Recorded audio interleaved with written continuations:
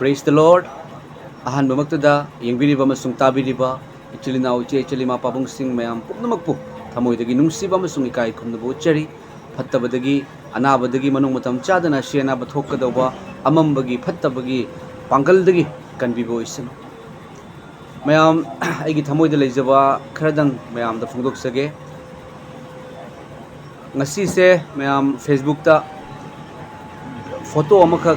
yam kanna viral oy amasung aina su yengjaba phongjai mase ujaba matamda mayam asuki matik thamoida nungsiba kapningba mayam kapningba thamoisiga mapa ama oina isu angang icha humgi mapa ama oina asuki matik nungaitaba phawjai mayam haibasida ibirakpani mase mayam ahanbada haidoksage ai thantagi oiba wakhalni ichamchamna phongdoksabani mayam amasung Jesu Christa da haijabaga loinana prayer ga loinana maramdi aigi thamoida ina ipai sure sigi matangda ai haiura semganura haiba matamda thamoidagi angang ahumdo ubada nupi singdo ubada phongdokningbana ishor da prayer taujaningbana aduga thajaraba kayana prayer tauhaningbagi apamba se phawjarabadagi ina semjabani hairiba photo sida mayam yengbiu photo sida nupi ahum aduga angang ahum angang singsina mekhoi yengiba miteng sida yamna akiba karisu khangjadraba karisu khangjakidraba maral amatta leitraba nupi sing amasung angang sing haiba angang sing ase phakre haiduna mayumdagi pukhre haiduna tajaba matamda suki matik nungaijadaba phawjai mayam thajaraba Jesu Christa bu lawsanjaraba ichilina uche ichilima pabung sing mayam pumnamakna hairiba family asigi damakta ikoi ishor da haijaminasi adomgi prayer ngasi mekhoi gi damakta tawbiu karigumba mekhoi tekta kaidana leiramba taragadi Jesu Christa ipagi thawjaldagi ipagi blessing dagi ipagi pangal-dagi tekta kaidana muk thadurakba mayumda muk tekta kaidana lakpa oisam mekhoina leiriba mafamduda Jesu Christa ipana konsin bibo isanu fattabadagi ngakthokbibo isam karisu maral leijadraba matu sonjaraba nupi sing amasung angang sing dugi maral karino mayam thajaraba chilina uche chalima pabung sing ekoi short the prayer dominasi Jesu Christa khuding makini mahakna kalvari gi cross shibado mi pumna makini amasung hingat pani mayam holy bible dagi sorgi wahai am khaktang ai pathok sarake ngasi kanagumba mana Christian ni ai isa se Christian ni Jesu Christa gi tungin bani haiduna haibi bataragadi Jesu Christa na takpiri madudi ahan bada Jesu Christa na wayen ba matamda hairiba Christian kauba mahak adu hanna wayen gani yengbiu ai pathok sarake adomsu First Peter gi panduk mari gi pada taraga tareta yengbiu First Peter panduk mari gi pada taraga taret maramdi ishorgi imungdagi wayen ba hawgadawbagi matam madu yaure wayen asi aikhoidagi hanna hawrabadi ishorgi afaba wapau indaba maikhoigi poloi adu kari oigani hallelujah Jesu Christa na wayen birakpa matamda aikhoina tawkiba thabakki matungina aikhoibu wayen bigadawri wayen ba matamda amana sargagi amana heaven gi amasung amana hell gi damaktani yengbiu ishorgi wahai na hairibase ishorgi imungdagi Christian ni hairiba ai church kariba bible pariba prayer tawriba singdagi hanna wayen ba hawgadawre hawbagi matam madu yaure Jesu Christa lakpagi matam yamna naksan khrabani aduga wayen asi aikhoidagi hanna hawrabadi ishorgi wayen aikoina amambada tawbadu mangalda uthokkadawriba hairiba ipagi wayen adu aikhoidagi hawrabadi ishorgi afaba wapau indaba Jesu Christa gi nungsiba Jesu Christa na nungsiba wahai indaba makhoi adugi poloi adu kari oigani hai mayam poloi kari oigani Jesu Christa gi tungin base tarai banate Christian amagi punsi se phattabana matam chupada lumduna lairibani Jesu Christa gi afaba wapau indaba sing adugi poloi kari oigani Jesu Christa na wayen bataragadi Jesu Christa na ikhoida piriba wahai se karino Jesu na ikhoida piriba wahai se karino mayam ai holy bible dagi phundok sarake Jesu Christa na ikhoida piriba mahakna phongdokliba Christian ama amada mahakna haiba Jesu Christa na taibang panbada lakpiraga mahakna haiba wahai si karino mayam thajaraba sing Christian ni hairiba sing yengbiu जोहान पंदुक तरागा हुमदोई पद कुंथ्रागा मरी अमसुंग कुंथ्रागा मंगा असि येंबियो अइने नेखोइदा अनौबा याथंग अमा पीरी वायन याथंग तरा लई 10 कमांडमेंट लई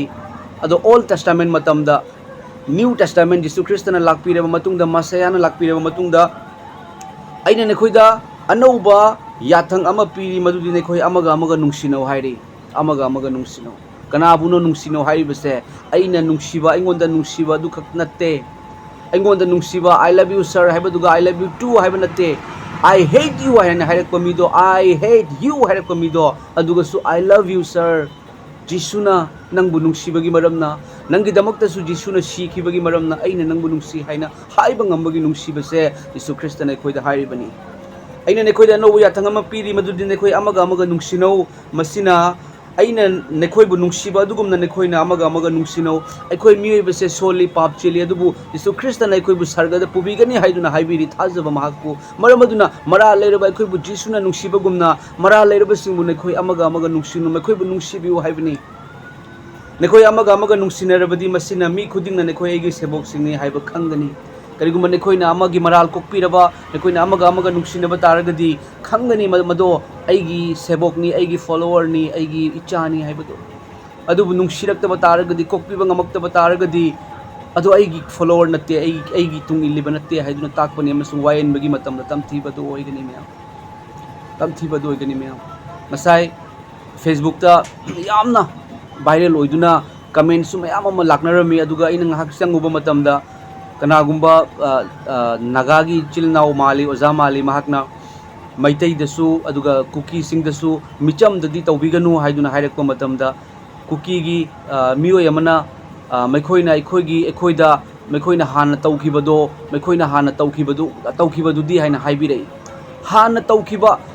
तौखिबदो अदुगी लमन अइना खुम्बा तारगदि अखोइ कोकपीद्री हाइबनी अखोइगी लमन अखोइना कनागुम्बा अमगी मराल कोकपीद्रगदि अखोइ ईश्वरगी मचा नत्ते हाइना बाइबलना ताइ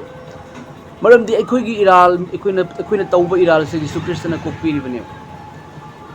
हानगी मराल थिनबा तारगदि अखोइगी कैदोंगैदा अखोइ केनो तौबा ngमोय पीस पुरपा ngमोय अदुगा क्रिश्चियन अमना मिगी मराल थिदुना लेबा यादे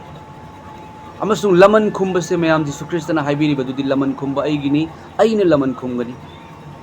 अदुबु ngasi ओइरिबा मतमसिदा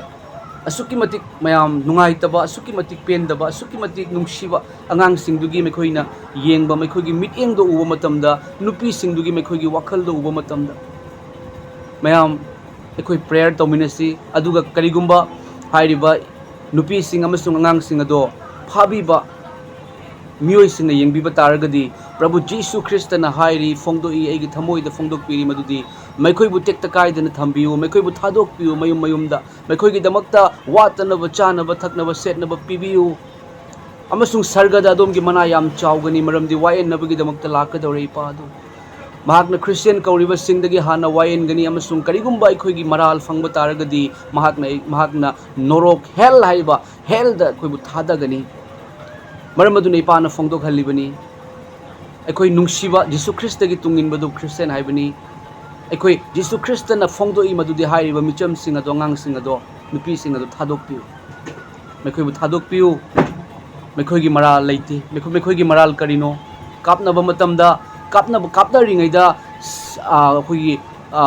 खुदोंग थीबा नंखिबा अदुना अमा चटख्रे मयुमदा संगगा फाजनबिबा पुंजनबिबा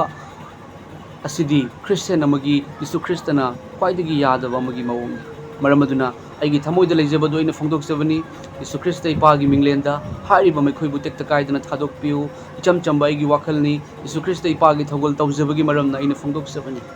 मरमदी अखोइदगी नुंसिबा हौगदौबनी अखोइना क्रिश्चियन अमना